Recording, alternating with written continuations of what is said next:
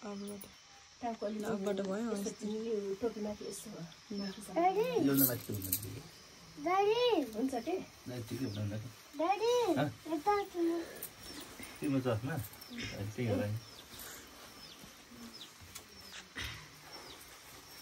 तलबाट माथि लाने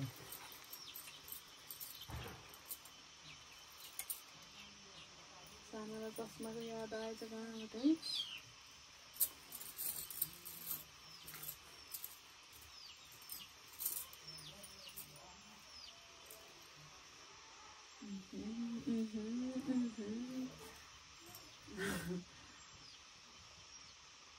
तपाईँलाई कारण है सानो चुल चाहिँ ल्याउनु पर्ने भयो प्लास्टिकको बस्नु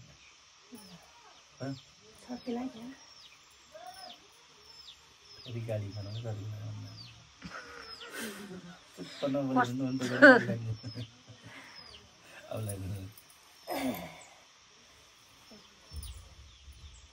त्यो कलश अलि यता राखेर दिदीले अलि यता आउनु उता राख तपाईँ अलि सर्नु न त कलश अलि पर सुरमा राखेको एउटा न तिनी छुट्टा छुट्टी राख न लगाएको त भुइँमा राख्ने अरे कुर्सी ल्याइदिनु पर्यो भन्नु तपाईँले भिडियो गर्न चाहिँ फोटो गर्न जाऊ नि मलाई थाहा छैन फोटो खिच न भन्नु न भिडियो त के हेर्नु चाप्ने फोटो राम्रो राम्रो कि भिडियो र फोटो एकैचोटि कहिले खिच्ने अब के यो मल कोही छैन नि यस्तो देखाउनु पनि थियो त्यही हो यस्तै हो कि मैले गराइदियो भइरह यस्तै हो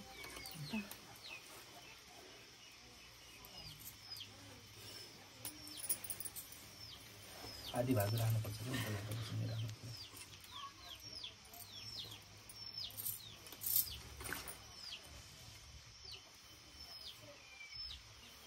चस्मा दिदी कहाँ जानुभयो फेरि लाउनु कि लाउने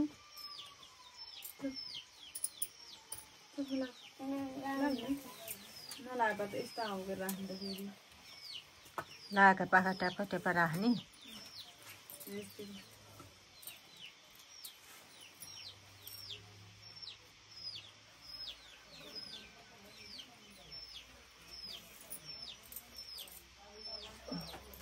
आउनु त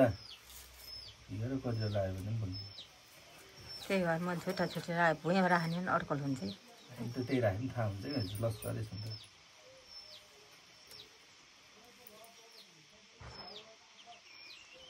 सानो मान्छेले टोपीको किन बाबुले एकैचोटि घन्टापछि सबैलाई लगाइदिएर एकचोटि बाबुले त्यो अर्कोले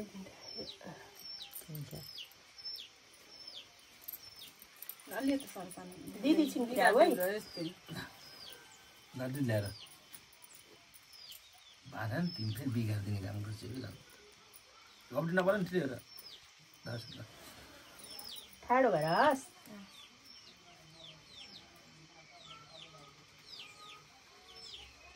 पर गएछन् ओरा आऊ न अगाडि आऊ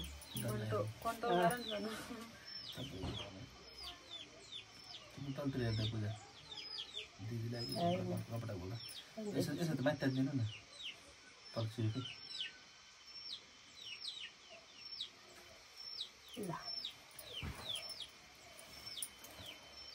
नचला फेरि खस एकछिन सुत्दै गर्नु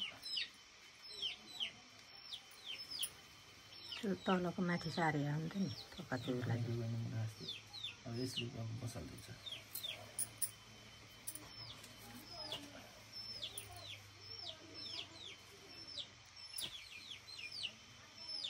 तल झर्न कति तल ग्याप सेतो किन खन्नु आएर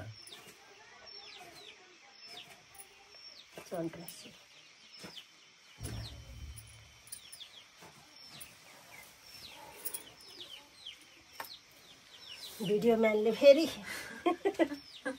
सँग केही छैन तर म तैँले यता कति दुःख लागेको त्यस्तो अप्ठ्यारो ल्याउने थुतुनु पनि र्याउ र्याउ त तर छोरी नि त कति हो कति ल थाक्नु जस्तो लाग्यो होइन मैले थाकेको होइन हेर्न